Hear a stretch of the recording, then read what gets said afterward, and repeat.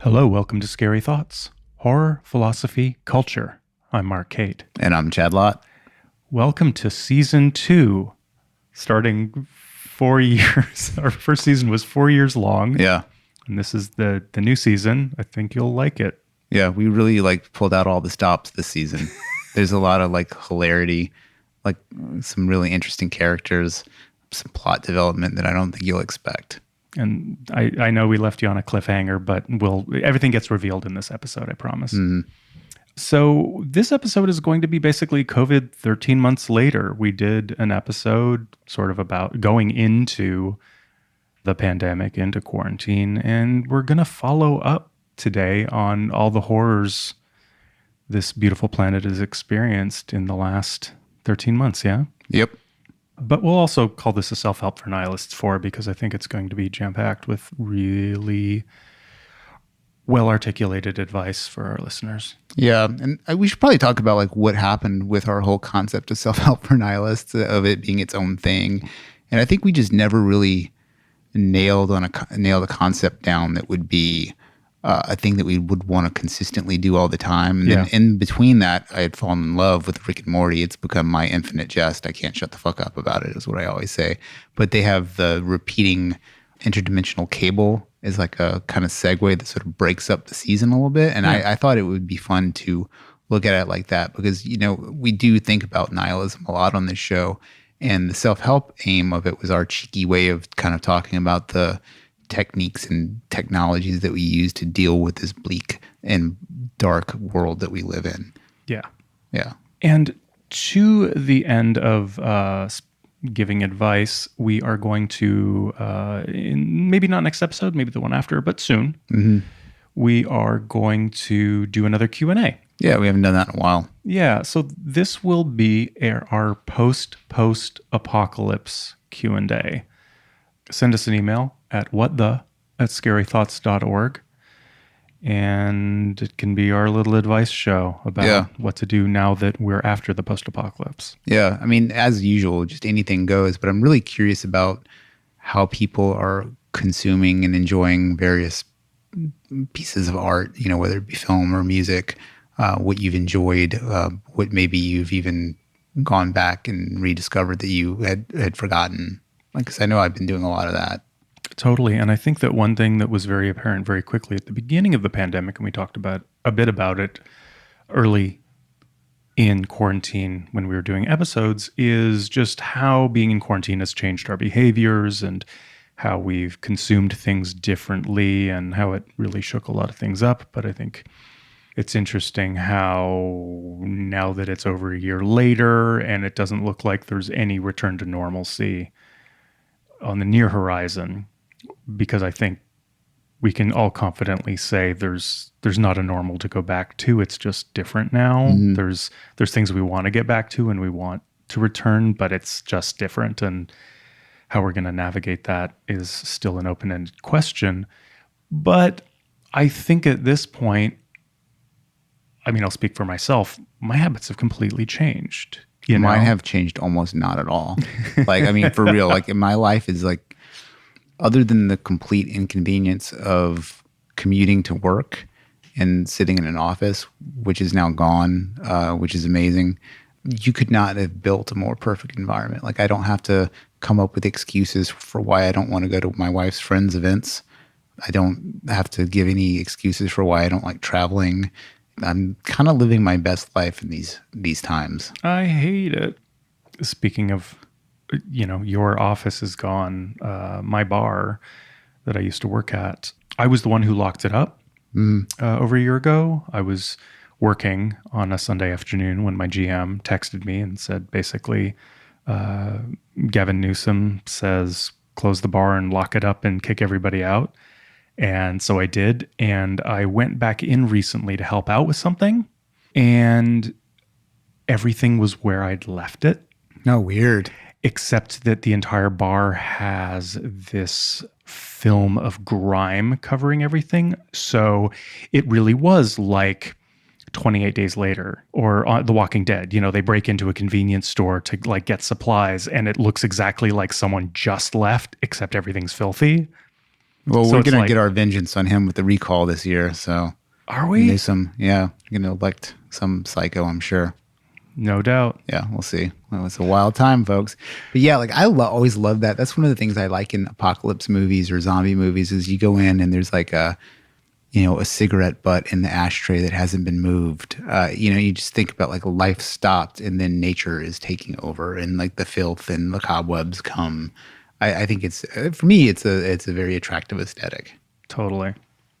So, in the broadest sense, would you say you've tracked any horror trends during the last year, whether in film or YouTube or just things that you think are in a sort of ambient way horrifying? Well, Netflix, which is the Netflix originals, seem to be very dominant, and like, Netflix movies are the Olive Garden of movies. It's just like trash, and it's so disappointing to hear people be like, "Have you seen this thing? It's amazing," and you just look at the trailer, and like, I can tell this is not amazing. Like, your criteria for amazing has really fallen, and I think not seeing a movie that stands up to a cinematic, like or a theater experience is going to be bad for film long term. I think, I'm famously like always watching movies on my phone. So I'm kind of like a little hypocritical on this, but like I do love seeing a great movie in a great theater. Yeah. And nothing that I've seen over the last year that was new that I've streamed was good. Like nothing. Like I haven't seen a single thing that I thought was like the quality of like The Deer Hunter or something like that. There's a lot of stuff that's like okay and fun. Yeah. We've covered some of that stuff over the last year, but I think film is really taking it on the chin, really, really a lot. Truly. Although I think one interesting thing that has happened, this has nothing to do with horror, but in terms of the direction Hollywood can potentially be going, is the Zack Snyder's revisioning of the Justice League movie. And just to sum it up for our listeners, if you're not sort of focused on what happened, is Zack Snyder was directing the Justice League movie. It's a DC property. And before he finished it, he had to leave. His daughter died. Yeah. And so the producers quickly replaced him with Joss Whedon. Joss Who Whedon sucks. who made Buffy and will forever be dear in my heart for that. But he then did a bunch of reshoots, which were mostly like punch-ups, like a bunch of terrible, quippy, like bordering on fart joke dialogue. Yeah. It's pretty bad.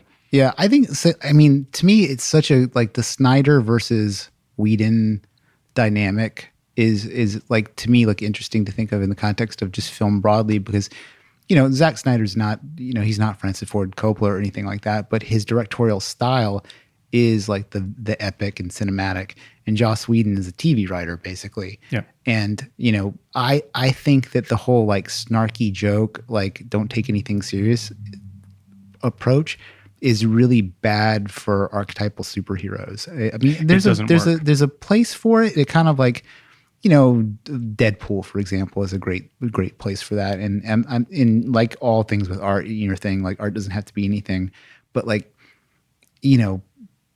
like Superman and Batman and Wonder Woman, these are gods. And to have them just sitting around like they're in the office, I think does a bit of a disservice to them. Well, also the movie in tone is incredibly dark, and those mediocre jokes make so little sense when the planet is becoming a wasteland and it's this washed out gray harrowing movie. Anyway, so Joss Whedon took it over, punched it up, it got released, it got heavily panned. Nobody liked it. And then during the pandemic, somehow I didn't read much about it. HBO picked it up, gave Zack Snyder some money to make his version of Justice League as he originally envisioned it, or at least what he could make of it. And it was 4 hours long and released on HBO exclusively. Exclusively? Was it actually in select theaters? I don't know that it was. It had a theatrical release. So I think that the general consensus pretty much across the board is it's not great, but it's way better. Mm-hmm. And I think the thing that it signifies for the future of cinema is that Zack Snyder's 4-hour Justice League movie could never have happened pre-pandemic when the gold standard for all cinema releases is judged by its performance in theaters. And then when things get shuttled off to streaming services and DVD Blu-ray, that's the afterthought. That's the aftermarket. But it's the cinema's performance that is how we judge things. Yeah. And instead, this movie seemed to do quite well and got a lot of attention and seems to be worth considering that in an era where we've seen what Game of Thrones can do, and that HBO and Netflix and Amazon Prime have these seemingly bottomless pits of money to throw at series and movies, that maybe there is this in-between state where things of any scale and any duration can be explored. Yeah. It's like when you watch Jodorowsky's Dune, there's a part where Jodorowsky talks about, Dune needs to be 13 hours long. And like in the 70s, that sounds like fucking madness. Yes. Like it doesn't even sound like something that a sane person would say. And now you're like, okay, well, but a piece of material like that, an epic piece of material, like a Tolstoy book or a Frank Hebert story, it would need that to really be as considerable as a book, the source material or something like that. And the Netflix like streaming and like binge watching, it's sort of like it breaks open.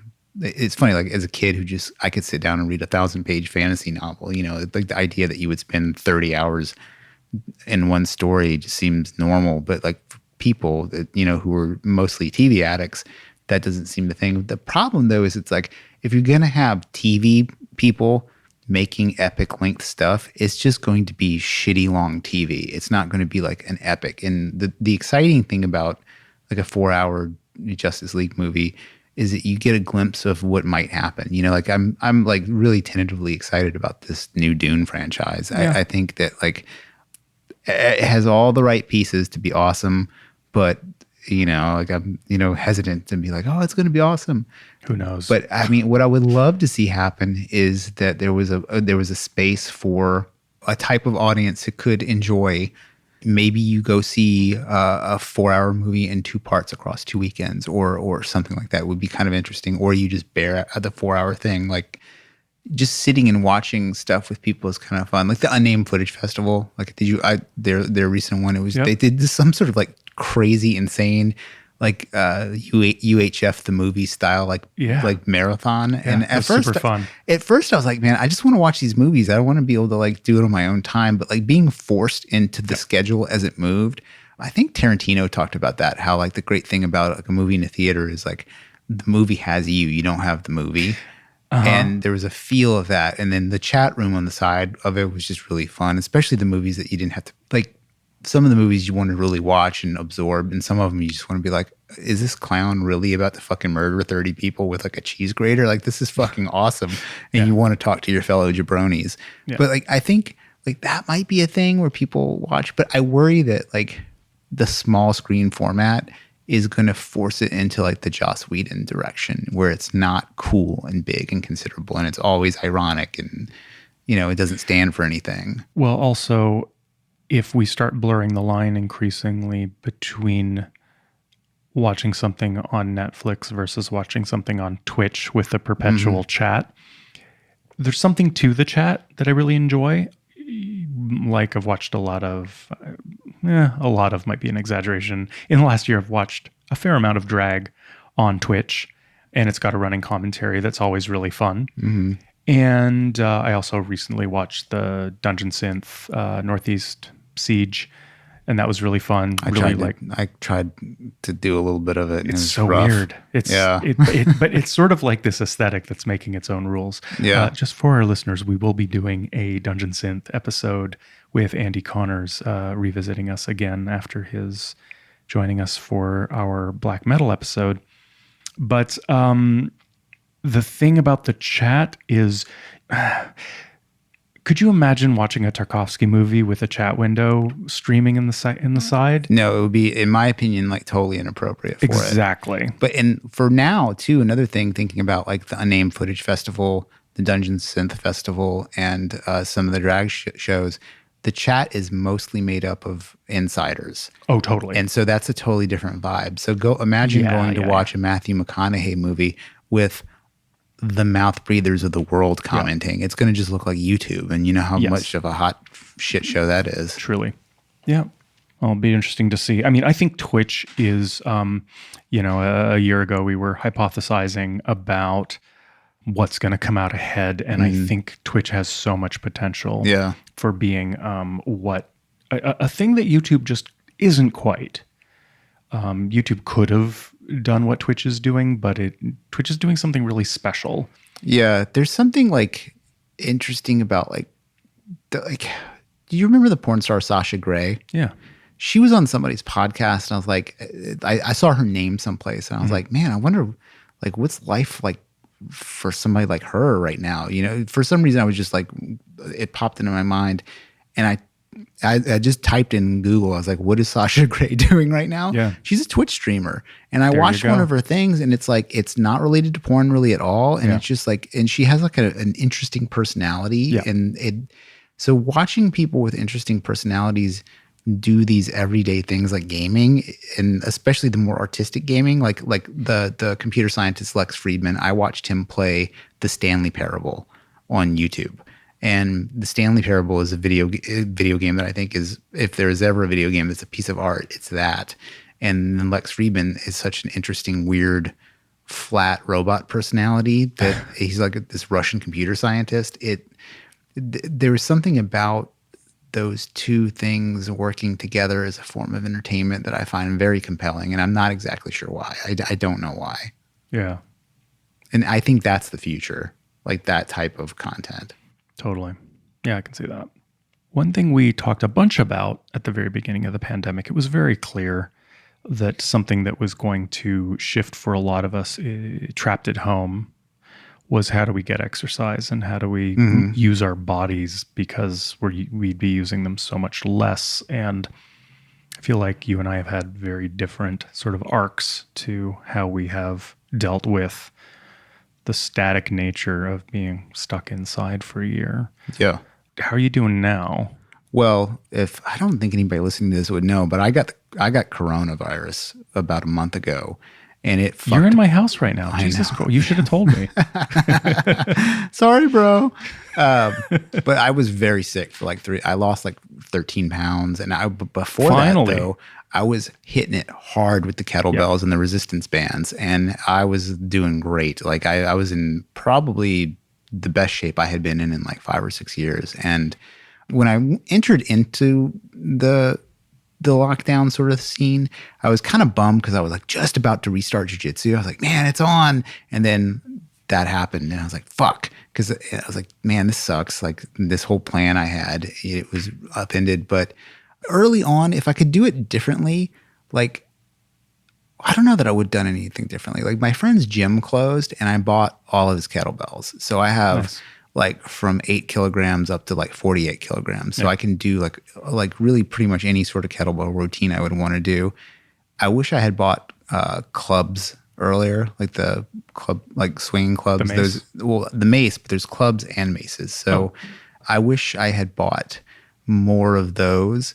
And there were some sizes of kettlebells that I just couldn't get. I wish I had had those before. But I in our previous episode about the pandemic, I said there's two ways to come out of this: a fluffier version of yourself or a harder version of yourself. And I was intent on becoming a harder version of myself. And yeah, it was good. I should have, if I could do it over again, I should have followed like more of a legit program. Like early on, I was like, I'm going to do 100 pull-ups a day, and I really fucked my shoulder up doing that. Like it was more about just willpower than actual like putting things together. I should have had a better program. I should have actually like gotten an online coach earlier and done something.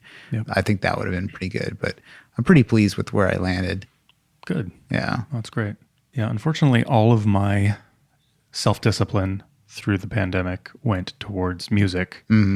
And in the beginning, I was, able to do more pull-ups every week and getting stronger. And then it sort of backslid too. So I went from when Corona hit, I was the lightest I'd been since high school. And that included muscle mass that I had gained. So, I was by I was not by my measure lean. You're at your most Jason Statham-y. Yeah, that's it's a little bit much. But I mean, I was the closest to my high school weight since high school. But now this is the heaviest I've ever been in my life. I just really backslid. I haven't been eating terribly, but just a little more sort of soothing with food than I probably ever have. That was never really my thing. I've always had a sweet tooth, but I've never sort of been like, I'm sad and eaten just a little too much of a food that my body doesn't actually want me to eat. But I've started getting a little better recently. So just picking up the kettlebells a little more. Aerobic exercise is the thing that I need to turn the quarter on. Yeah. Well, the resistance will lean you out fast. Like, I mean, just a lot of like, that was one of the things I found. It was like, I was running quite a bit and I basically cut all the running out and my knees feel great now. Like they're not beat the fuck up. And I got leaner from doing no cardio. Like, I mean, there's cardio with the kettlebell, what I mean? But as far as like getting on a treadmill like a hamster, I don't do any of that shit anymore.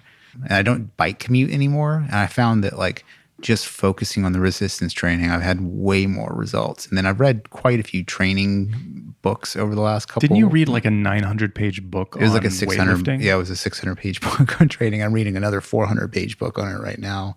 God. But, because I'm trying to get really serious. One reason is I'm going to Mexico in 8 weeks with my wife. And I've after all my years of training and stuff like that, I never really had like a convincing six-pack. And I'm going for it. And I'm going to like have as many shirtless photos as I can. And then the gluttony returns. But until then, it's on. Yeah. Monique and I are rewatching True Blood, and just the abs in that show are bananas. And it was kind of interesting though. Like abs are like kind of achievable. Like you don't have to do anything really insane. Like you don't have to do anything really strenuous or insane as far as workouts to get that. Yeah. Like, basically every trainer ever has to hear, I want a Fight Club physique. Brad Pitt's physique in Fight Club is quite achievable for a lot of people. It just takes very serious dieting. Yeah. And so that's basically the thing for me right now. And like, I lost all this weight from COVID, so I'm kind of like off to the races with that. And yeah. I mean, yesterday was my birthday, so like in the house currently there is a pie and a cake. It's like that I can't skip since they're my birthday celebratory and you eats. Shouldn't. And like also I think like, the albums you put out are fucking great. Thanks. So like, like you might not have as many pull-ups, but I mean, that's one thing I will say that like the last year for me has been, it's not just that, I've worked on and completed all this music. I've actually like still 6 days a week. I go to my studio.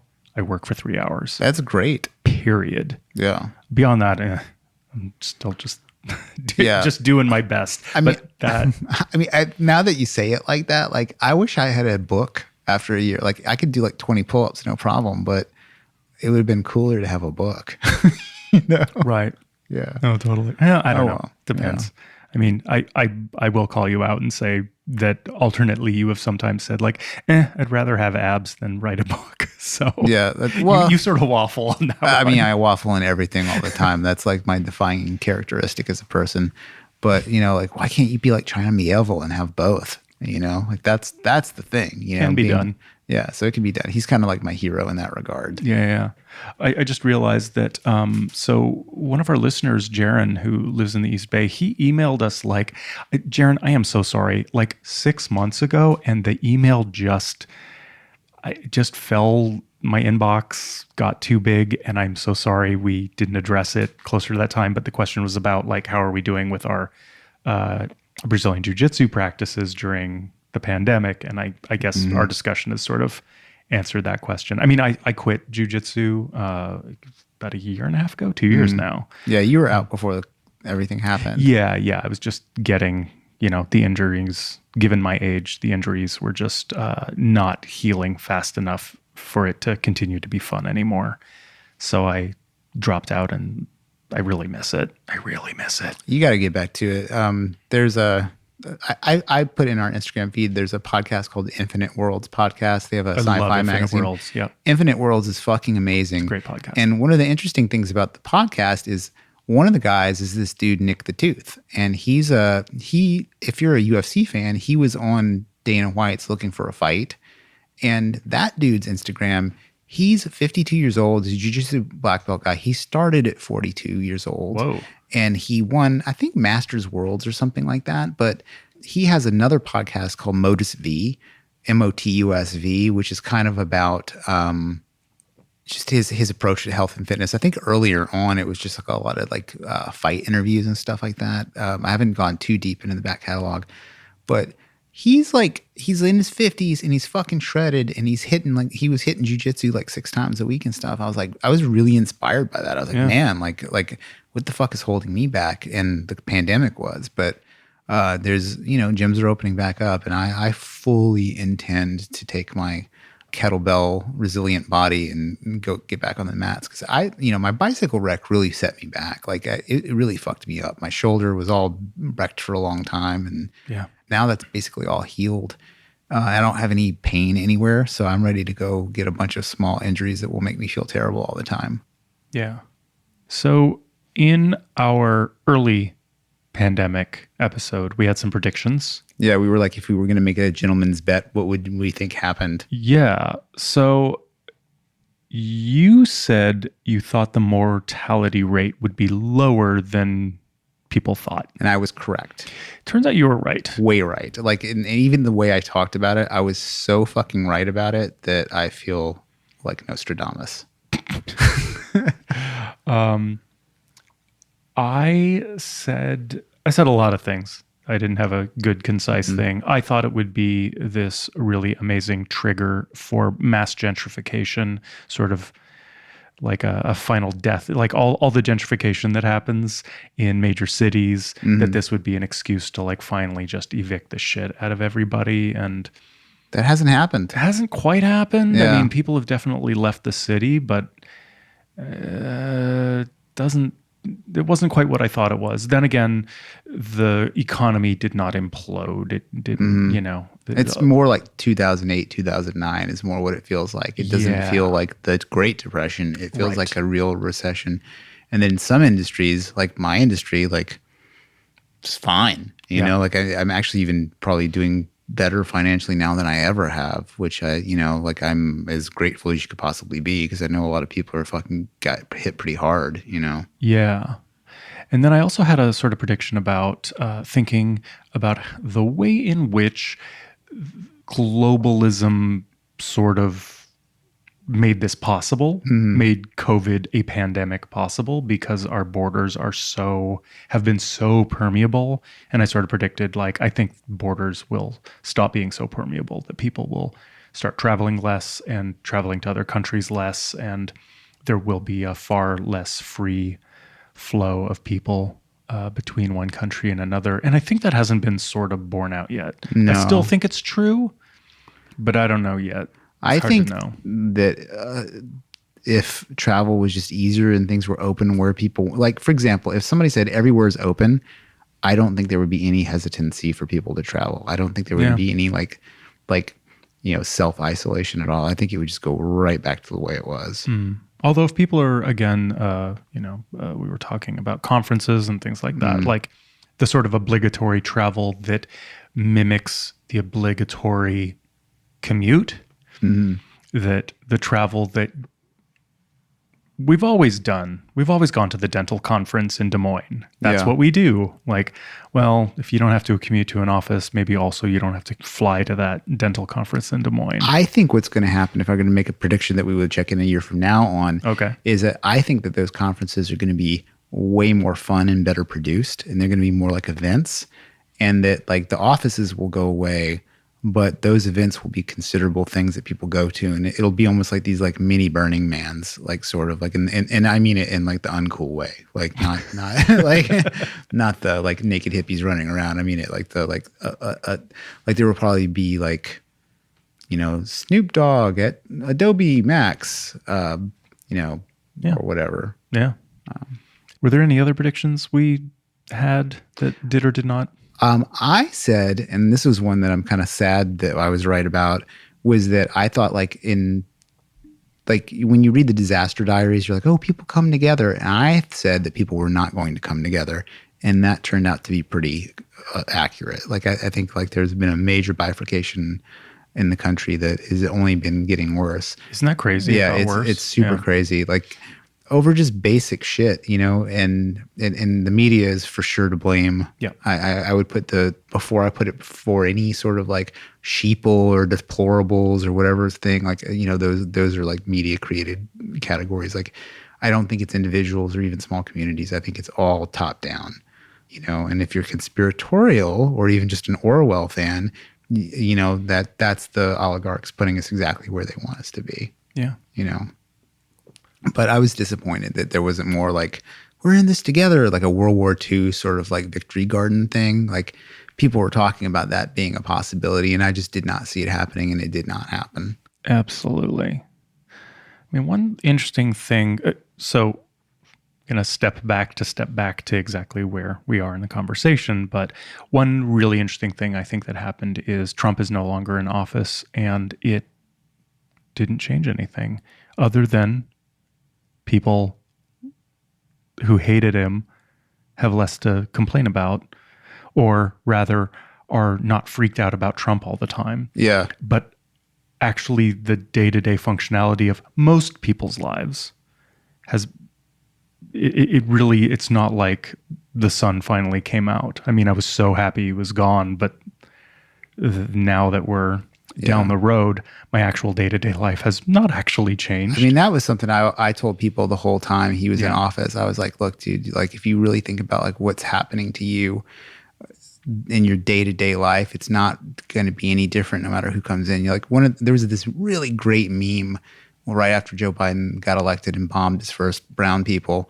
It was like, under Trump, and it was a drone, and then under Biden, it was a drone, and it had a Black Lives Matter and a flag, rainbow flag on it. I was like, that's basically it. You know, I mean, and it's not me being contrary. This is just Noam Chomsky shit. You know, this is just old school, like real progressive, you know, anti-neoliberalism like outlook. You know, it's like, I would say it's actually even more pernicious when you have like this Trump like to go after. Like, you think about like, people hated Trump so much that he didn't really get away with like starting any new wars or anything like that, you know? And then now, like, it's like, oh, okay, grandpa, are we going after fucking Russia over Syria now? You know, like, and it was kind of in a positive way that was with Obama too. Cause like Obama, we held him up to such a high standard that we're like, what are you going to do? And he's like, okay, I'm not going to do it.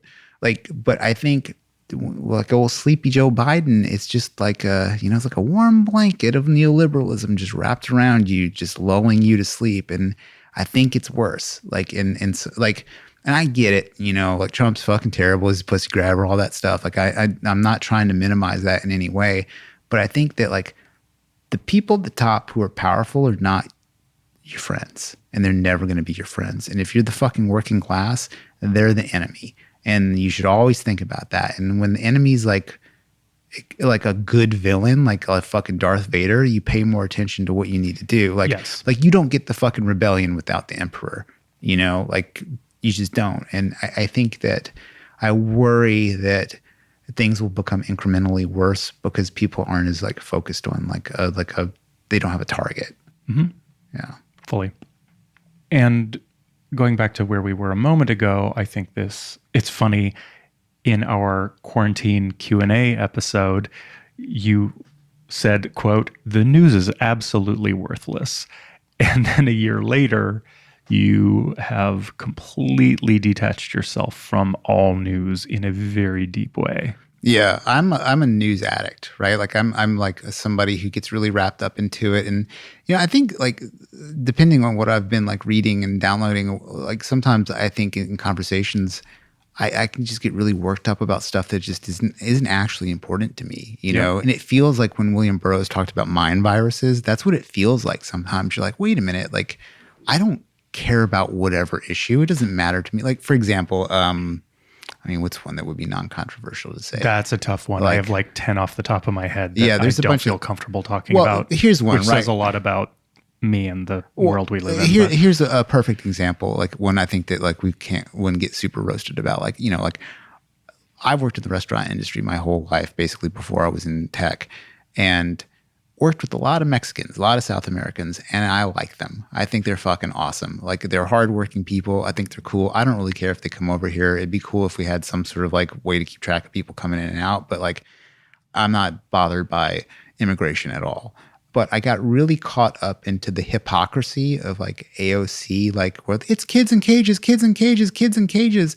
And then under Biden, she's like, well, you know, they're like, a lot of them are teenagers and, you know, like we got to do something. And you're like, wait a second. Like, so like, why do I have an opinion about what she thinks? Like, she's not my congresswoman. Like, why should I care at all? You know? And I actually I kind of dug her. Like I liked the whole idea that I loved that she was a bartender. Like all these shitty like Fox News guys were like, oh, bartender. I was like, are you kidding? I was a bartender. I'm fucking crushing it now. You know, like it's absurd. Like bartenders have always been cool. Like if you read like Renegade History of the United States, important people for our culture.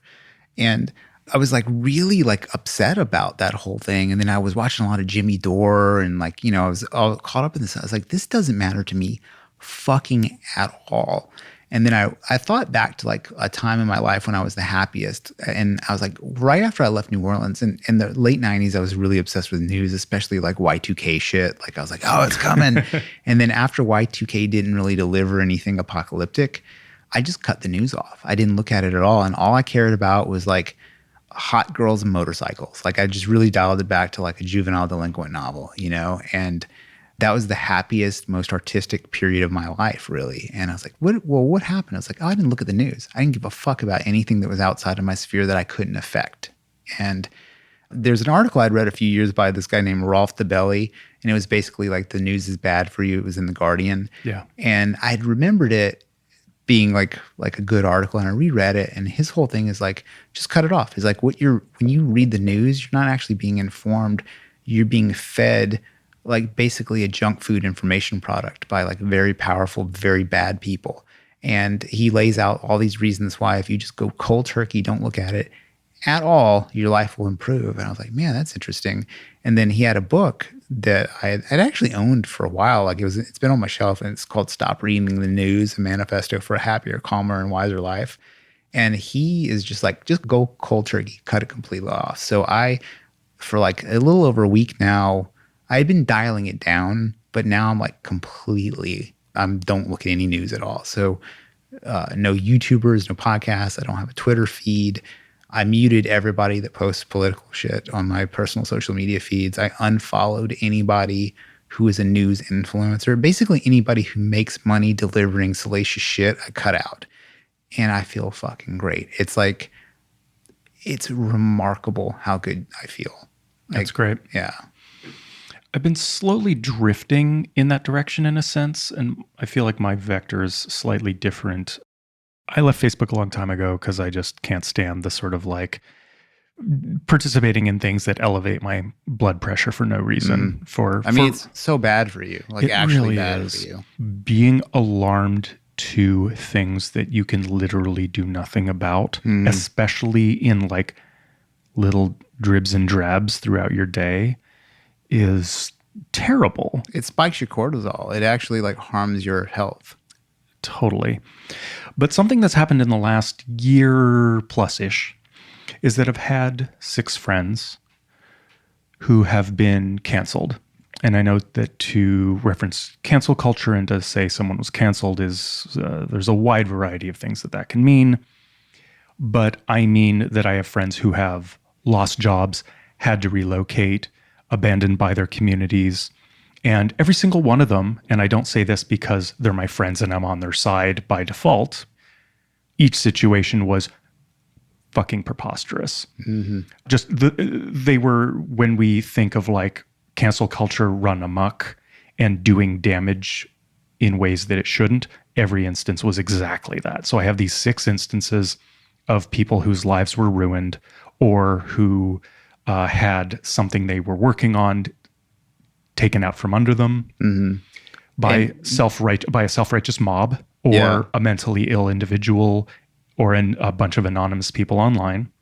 I've witnessed a lot of that in the last year. What were you about to say? Sorry. Well, I was going to say, what was really, like, I don't want to get too deep into the actual examples, but the stories that you told me, it was really kind of, to me, very sad. Was like, it was like ally on ally violence. It's all, you know, all of of it is it was blue on blue, you Yes. know, and you're like, man, like, where is the forgiveness? Where's like the path to like understanding with all that stuff? I mean, I can understand, like, you know, this fucking right-wing guy said something and I want to fucking get him off of Fox News. Like that makes sense to me in a way, because it's like, you know, it's a power grab but it's like, and in these circles you're talking about, like, they're so idiosyncratic and so specific. It'd be like, you know, people who collect Beanie Babies getting angry at each other over like some very arcane thing, or like almost like 2 Buddhist sects that you never even heard of fighting about something and murdering each other, and you're like, wow, aren't you guys all Buddhists? Like it was like that, and it was so alarming to me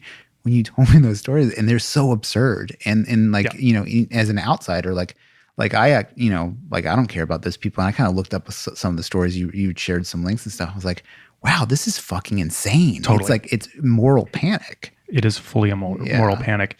And it is, of course, happening while the discrepancy between rich and poor in this country is like hyperbolically escalating, but people are fighting over crumbs, trying to destroy each other's lives, whether it's economic or creative or whatever, over crumbs in a very small pool at the bottom. And crumbs in a pool. That was a bad metaphor. But I became very invested in looking at how this was operating. And so I started listening to podcasts and reading articles and really following, why is this happening and how is it happening and what can we do about it and things like that. And the whole thing, and I was having a lot of conversations about it. I don't mind talking to my friends about what they're going through and being supportive and helping them process, like, how fucking awful the world is and is treating them for no reason that they deserve. I sure do, so don't come at me with any of that bullshit. You're a great friend, Chad. You are. I am a great friend because I'm honest. No, I mean, like, sorry. What I meant was, I was having a lot of conversations that I now regret, where I was just like, I'm angry about this thing. You're angry too. The world's going to hell. And it's just like being angry at people who are crazy. And I will talk to a friend who's going through something, but I found myself involved in a lot of conversation. I was like, oh my God, we're just all like really amped up about this bullshit. And it's a lot of dead weight that all of these communities are dragging around. And then I just sort of turned a corner and like unsubscribed from those podcasts and unsubscribed from the New York Times and stopped reading those articles and done my best to, if I find myself in a conversation about like, oh, have you heard what happened this time with so-and-so? That so-and-so posted this about this person and then so-and-so jumped on, and to try and make those conversations wind down as quickly as possible and not be so invested in opining on them and participating in them. And I just feel a lot better. I mean, it's fucking awful, but part of a moral panic is talking about it.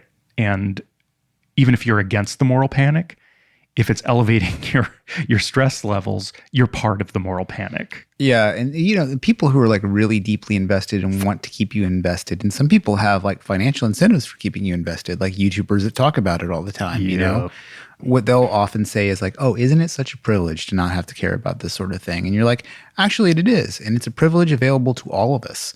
And, you know, like, and I would say that like my media, you know, I'm not super deep into my media fast, but I am convinced that it will continue on for a very long time. And you just briefly mentioned a couple of things that happened in the news. I was like, oh, really interesting. You know, like that sounds fucking terrible. And I couldn't have acted on any of it. And, you know, so the idea though, that some people who like don't want you to do the media fast is like, well, you're going to be uninformed and you're not going to be active. The opposite is completely true. I found that like I have like really dug into my friend group and my circle group, and I've Right. been more available for my family. And I have made more positive change in the lives around me in this last week than I did in the last year, probably. And it's because my attention and energy isn't being siphoned off by this bullshit that I can't control. And also, like, I don't even know that it's true or not true when it's coming from a mainstream media source. And also, like every single person who's like a writer has their own biases. So it's like, I don't know, like I'm not getting like a real view of all this stuff. So the data is bad. So I don't even know how to act on it. But, the idea that like a friend of mine's car broke down and he's just having a bad run of it and he was out of money. I was like, oh, I might not have talked to him otherwise because I was just kind of bored with all this extra news free time. I was like, oh, here's some money, buy some weed, get some gas, or whatever. Like, I think you can be so effective in your personal life in ways that ripple out into the rest of the world and actually make change instead of being paralyzed with this like fucking nonsense that is curated for you by assholes. Yeah. True. Yeah. And then we were talking earlier, it's like the satanic panic. I remember being, I was a horror movie watching heavy metal kid during that time. And, I just remember being all these like fucking shitty religious people just like always on my ass about all this stuff. It's like, man, just mind your own fucking business and try to like raise the bar. Don't try to fucking drag people down, And that's like when you stop looking at the news, like to bring it back to that, you're not so focused on bad shit. So your brain actually like starts seeking positive things. And you're like, oh wow, like I'm really glad that this cool thing I just learned about from my friend happened, and you can support it. Like, but man, fucking if you're feeling bad and during this time, it like cut the news off. Just turn it off for a week and see how you feel. Fully. And I think that there is a discrepancy to be made between following the news and being informed. Mm-hmm. Because there's something very different between reading a New York Times article that is actually an opinion piece posing as an article, and it has no references and only quotes people on one side, speaking one side of an issue. Yeah. There's a difference between that and reading a long, well thought out, well articulated article that gets you thinking about the subject and processing the information. Yeah. Something that just gets you angry and wanting to read more about what made you angry is very different than something that analyzes an issue and gets you thinking about that issue, which I think is inherently positive. Yeah. I would say a good metric is if you read something and you're angry and you don't know what you should do other than like, I'm going to post bad or rip into somebody else, then it's a bad article. Like you should be reading something that gives you enough information to allow you to like form an opinion about it and take action in a real way. And then, trying to rip somebody's life apart is for the most part not a real way, especially if you're doing it like with like mob force. It's just crazy. Like, I mean, like Rolf Tabelli, like in his book, in the longer book, he has this really interesting thing where he has you do this sort of exercise where you think back over the last 10 years of the major news stories of each year. You're like, oh, you could even look them up. Like, what was the biggest story? And then you write down on the other side, well, you start with this. You write down what was the biggest event in your life over the last 10 years. And you try to see if the biggest event in your life was at all affected by the biggest news story. And his point is that the biggest news story isn't the most important thing that happened in the world. It's simply the thing that the news organizations were able to sell you the best, that drove at the most advertising dollars. So like when you disconnect from this stuff, what you're really disconnecting from is an advertising vector. And who doesn't like that? The news does come to you, and it comes to you filtered through friends and conversation and stuff like that, but yeah, cut it the fuck out. Watch more horror movies. Have fun. Call your mom. Yeah. Anything else we should touch on? I mean, I feel like we sort of started Scary Thoughts and we're kind of doing it every 2 weeks-ish. And then with a couple of times it would be like a 3-week or a 4-week pause between episodes. This time it's been months. We took an unintentional pause, I think. Yeah. And I mean, I was sick for a month. yeah, So well, there's that. I think we took a long break and then you got sick. Yeah. So what? I don't know. I don't know even if we need to frame season 2, but Yeah. Well, I think what you will find different in season 2 is my approach to like looking at these films is going to be very different. And one of the reasons why is because you came so close to death. because I came so close to death, I realized how wrong I had been about. Well, one of the things listen back, I've been listening to a lot of our older episodes, just kind of get an idea of, where I was wrong and some of the things, and this kind of ties into the news fast, is like I found that some of my, not so much my opinions, but the things I wanted to talk about were so influenced by the general conversation in the air about a piece, Right. And I think that is terrible. Like I listened back, I'm like, it actually like kind of makes some of the episodes not as evergreen, like you have these Right. concerns over these. It's like Daniel Coffeen's whole thing about how he doesn't read the introductions because fuck those people. Right. He's so right. He's so right. I have this. I bought these 2 Orwell collections. And they're both really good. Like All Art is Propaganda is one of them, and I can't remember the other one, but it's like a 2-volume set. And Orwell is about as good as anybody. And I started reading the introduction. I was like, fuck this dude. 20 pages from here is Orwell. Why am I reading this dork? Right. And then I've been reading a lot of Schopenhauer lately, and his whole thing was like, don't listen to these fucking dorks. You read a thing, you process a thing, and you think about it. So I'm really interested in having more original lines of thought and taking pieces for what they are. A good example would be like, say we covered Rosemary's Baby. I don't want to talk about Roman Polanski's life at all. I want to talk about film angles. There's so much of the conversation about like, the person's life and affecting it out there. Like, and other people are doing that work, and I just am not interested in doing it anymore. So Yeah. Fair. yeah. In exchange, I think I'll be like looking a lot deeper at this stuff. And, I've been more into like just reading about film technique and theory. And like, I don't want to hear what critics say. I want to hear what people who make things say. Yep. Like, I would rather listen to an hour of Tarantino talk about his movies than some jabronis talking about his movies. Yeah. Although that can be tough because, like, for example, I mean, it's I think an easier example of how that can be difficult is in music or even actors. Someone being a good actor and being an insightful, articulate person about their art, it's not always a straight line. Yeah. There are a lot of incredible musicians who are like fucking stupid people and can't string a coherent thought together about what they do, but are magical as artists.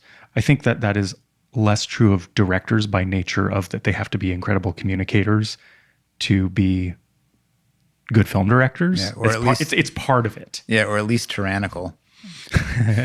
Well, I mean, I think it is similar to like, yeah, stand-up comedians make good podcasters because if your art is about communicating and engaging people quickly and easily and having dexterity with that, if that is your technique, it transfers over. I think if you're a really good film director, there's a skill set there that translates to, I'm on set, I'm trying to communicate my vision between the producer and the actors and the DP and craft services and what the fucking ever.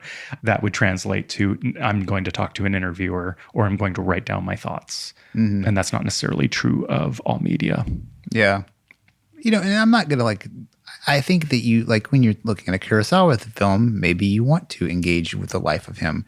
But instead of reading like a bunch of like lowbrow articles, I'm going to go read like the most like important biography about him. So I think there'll be like a lot, to me, I want to bring a lot more rigor to this. And then, like if you've been listening to the show for a while, you may or may not know, like I'm blackout stoned on 70% of the episodes, and I think that that's something I don't really want to do going forward. So they won't be as funny. Probably not as funny. So, I mean, who knows? I mean, yeah, that is kind of a bummer, man. That's kind of the fun part of the show. But yeah, I don't know. Maybe I could be funny again. Figure it out. Yeah. Somebody told me I wasn't as mean as I had been and I wasn't as fun to hang out with because of it. Really? The other day. Yeah. Interesting. I was like, what? Like, and I'm happy. Like, is that what happens if you're happy you can't create good art? David Lynch says that is bullshit, you know, and I really like, if you listen to Catching the Big Fish, which I recommend to anyone who is an artist, he talks about how like depression, sadness, and anger are great emotions for pieces, but they actually over the long term harm the artist. Well, I mean, I don't know that I totally agree. Well, I mean, I don't want to be too pretentious by reflecting something that David Lynch said, but like, honestly, personally, like, I mean, you know my music, it's pretty fucking dark. Some of it's pretty fucking angry. That music does not come from me being in a bad mood. That music comes from me being in a good mood and excited to make music. Yeah. So yeah, the pieces, I think their strength is them being dark and sonically violent. It's not like I go into the studio full of rage and I'm going to express that, like, I'm angry today and I'm going to make angry music. I kind of have a certain amount of ambient anger that I am able to filter into music when I'm in a good mood. And also you have control of all your tools when you're in that mind state, Fully. you know, and, you know, I've been looking back at, you know, my life in these 10-year increments, kind of just thinking, you know, part of it was that DeBelly News art, you know, the exercise, like, you know, think about your last 10 years. So I thought about like my last 10 years and the 10 years before that. And my dad passed away recently. And so, you know, that immediately makes you think about your life and your mortality. It's just a thing that happens. And I was looking back at the last 10 years and man, I'm not as happy about it as I should be, you know, and a lot of it is like I've been extremely angry and not sober over the last 10 years. And then I looked at the previous 10 years and I fucking crushed it that 10 years previous. And then, you know, there are these periods. Oh, sorry. You mean 20 years ago to 10 years ago? Yeah. Versus 10 years ago to present. Yeah. Sorry, like based on like where I was to where I am, like those 10 years, like I feel like, you know, like that anger and the coping mechanisms, which I have, which is like drug use. Like, I think you look at it and you're like, man, like I'm looking at the ledger and I'm not happy with what I'm seeing. And like, so like that anger it hasn't served me with art. I haven't written anything personally, like any stories really of note over the last 8 years, probably.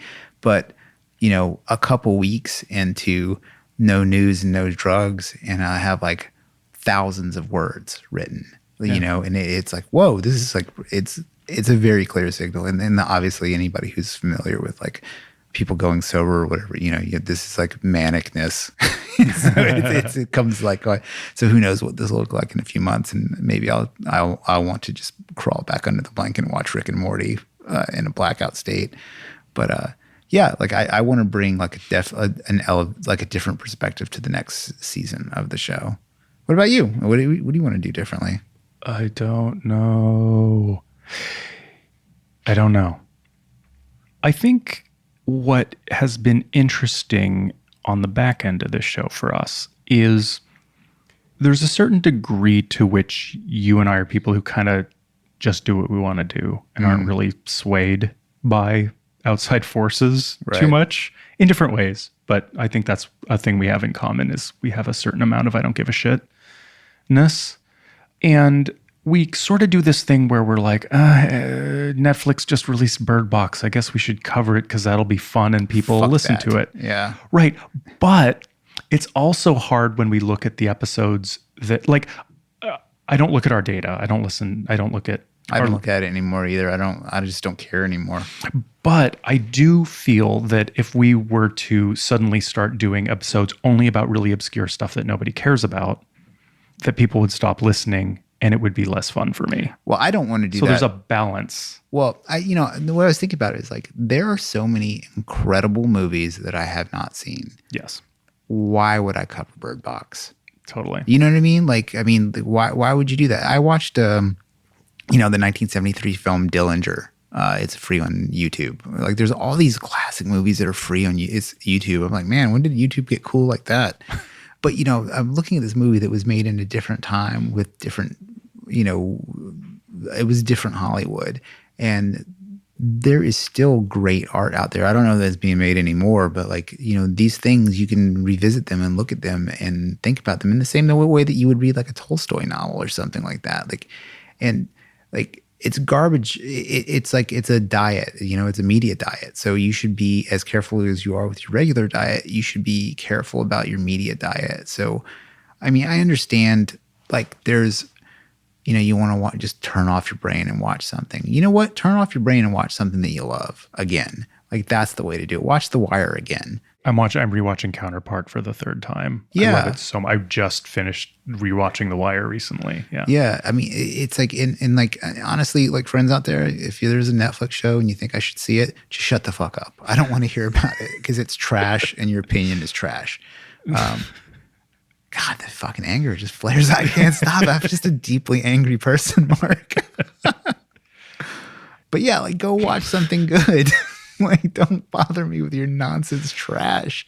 Or, like some trash is just so cool and weird. Like all the shit that the Unnamed Footage Festival, the Overlook Hour, like that the shit they're into is like outsider art to me. Yeah, like, it's really interesting. Like some of those films from the description in the fest, I was like, I don't want to watch this. And then I watched it, I was like, this is a genius. This is I mean, some of it's like Wesley Willis with a camera, great, but I think I would rather so watch much better. Totally, yeah. Well, yeah, that borders on the aesthetic. Andee, yeah, my bandmate, who I'm so inspired by him right now. He's an inspiring guy, but what do you mean? His taste in music, like obviously, but like that's what I was going to get into. I read, this USBM book, which you love, which I consider it's like reading a history textbook, but for US black metal. Overall, totally skippable if you don't care about black metal. But the most interesting thing in it is Andee Connors' place and the whole thing. And that like his I mean, I listened back to our black metal episode while I was reading that book. Oh. And I was like, man, I was so unfairly dismissive of like stuff in that episode. And I still think the vast majority of it sucks and I think it's for dorks. But the elements of it that are artistic and interesting and weird, like I probably wouldn't have listened to Liturgy. Right. But now that Liturgy opera that just came out. Fascinating. It's fascinating. At the very least, you're like, oh, this weird critical theory trans person has made a black album with synthesizers and computers. And I'm not going to go work out to it or anything like that. But I listened to it and thought about it. And I thought about I was like, I wonder what Andee Connors would think about this. And then, and when you read the book, he talks about they sold the shit out of like a CD collection of just like ambient ham radio recordings or whatever. Oh, the Connett Project, yeah. Yeah, and I was like, what the fuck is this? And I listened to it and I was like, oh, like I hear this differently because of Andee Connors, like seeing it through his eyes a little bit. And I want to be like that for like the things I care about, like the books and films. Like it's like, and he's not weird for the sake of weirdness. He's not like in the 90s, I was like into oh, I'm going to get into noise bands. It was just being contrary. Like I didn't have any sort of like philosophical point of view or artistic theory behind it. I was just like, it's not Green Day, or whatever. And like, I think about like the way he looks at that stuff is it's considered and it's important, He has a radio show on Gimme Radio, the metal online radio station. I fucking hate the interface on that thing. I cannot deal with it. Oh, really? Yeah. I wish he would just put the shit on Spotify. Like But it's called Battle Flutes and Sideways Skulls, and it is sort of, I think everybody else on Gimme Radio, the metal, like the people who run the radio station, I think they like sort of simultaneously hate his show and it's privately their favorite because he plays all of the most bizarre, obscure black metal that is all like borderline outsider art, like black metal, which is at its best, I don't really mean that, but at its best is an outsider genre. Yeah. And then the people at the absolute fringes of that are making things that are so bafflingly inept that they're kind of, it's not that they're genius, it's that you have to sort of accommodate it with, you have to come to its terms. It's so weird. Like some Finnish teenagers and a 4-track making black metal and have no discernible skills that you can even hear. But then you have to go like, well, what is happening here? How did these people get to this place? He has an interesting way of parsing out too, like that sort of thing. He wouldn't play something that had been recorded on a 4-track to make it more black metal. You know what I mean? Like in Right. USBM, like some of the chapters that really drag are the ones where it's somebody who's like, oh, we wanted to make black metal albums, so we purposely did these shitty things. Like, I don't want you to Right. purposely do the shitty thing. I want you to have discovered that your headphones can be microphones because you can't afford microphones. Like, that's what I'm interested in. Well, that's the thing is like some of this sort of outsidery art. It's like you listen to it and you're like, oh, this is so like broken and bleak and fucked up. And it's like, well, yeah, but these kids were trying to remake Hell Awaits.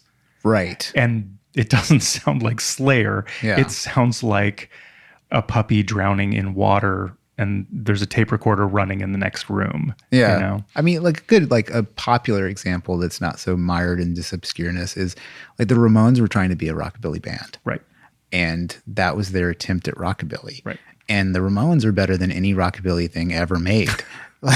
You know, I mean, other than the real shit from the 50s. But as far as like anybody who's like at a car show right now with flame tattoos, kill yourself. But the Ramones fucking rule. Totally. So going forward into season 2, I love covering a recent movie that is potentially interesting. And I love going back at classics and covering something that's very obvious or something that is obscure. But I also would love to lean more into stuff, not movies or Netflix series, but like unboxing videos. Sure.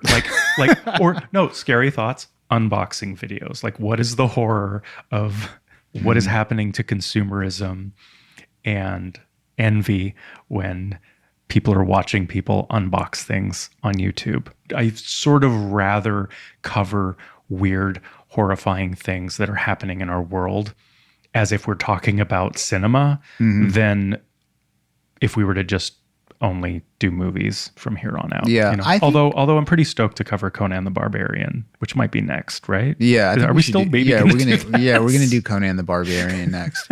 And then, you know, like if anybody's really like, quick, if I may, we often go like, hey, what should we cover? And people have suggestions, and it's always movies. And I would love to go like, hey, if you're a fan, I would love to say stop that completely.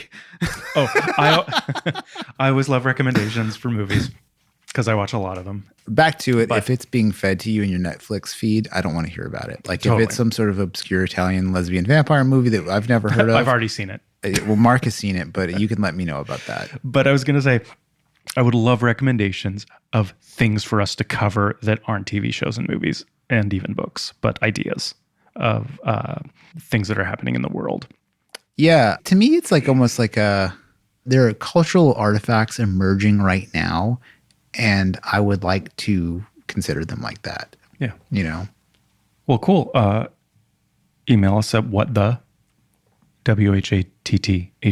at scarythoughts.org about anything you like, about recommendations of things we should cover that aren't on Netflix, and ask a question. We're doing another Q&A, post-apocalyptic Q&A. Yeah. And if you're doing your own art shit, let us know, man. Like I love like reposting people's cool shit. Yeah. It's like, you know, we are not part of the mainstream media. We do not like it. We fucking hate it. And get your shit out there. Like make your shit. Like we want to talk about it. Ditto. And thanks for listening.